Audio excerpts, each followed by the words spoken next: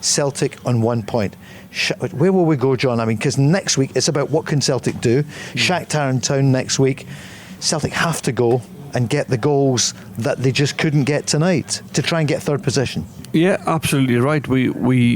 I keep going back. I was listening to the commentary tonight, and Chris Sutton said exactly the same. We just haven't been clinical enough. You know, I'd like to see the stats. Celtic have scored 2 goals in the 4 games. I would like to see the stats on how many chances we've let up. I'm talking, we had 16 attempts on goal tonight. All right, what was it, only 2 on target, was it? 2 on target? That's what we're reading. Really good play leading up to the opposition's 18-yard box. Hit the post. And then hit the post. That's what I'm talking about, the luck. You need a little bit of luck along the way. I don't care what anybody says. But too many missed opportunities.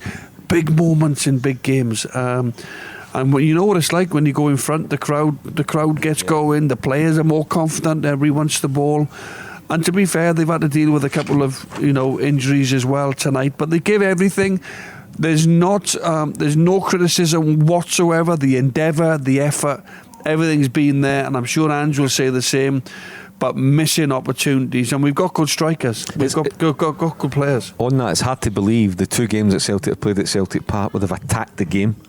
They've had Real Madrid and they've had RB Leipzig on the back foot, and they haven't scored a goal. It's hard to believe, Paul. All the chances created, hitting the woodwork a few times, and they haven't scored a goal. And that'll be a big disappointment for even. We're watching the footage. Ange's got his head in his hands 4 or 5 times tonight. Can't believe some of the chances that they've missed. Mark, with 15 minutes to go, Celtic are still very much in the Champions League. I mean, you look at the other game at Shakhtar in Poland, going to the 96. And then they played 99 minutes. But Celtic didn't look at that point as though they were convinced they were going to score. They had some chances. I'm just looking just beforehand.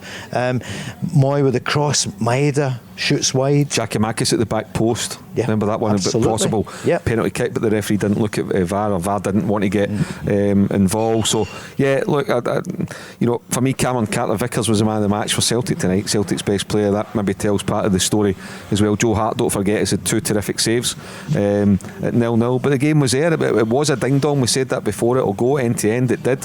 It was an entertaining game. That's one thing about Celtic teams under Ange. They're going to entertain. But the bottom line is, it's 1 point from 12. It's hard to see Celtic even finishing in 3rd place now, Paul. And yet, before the game tonight, I genuinely thought they would win the back-to-back home games and give themselves a right good chance of finishing 2nd place.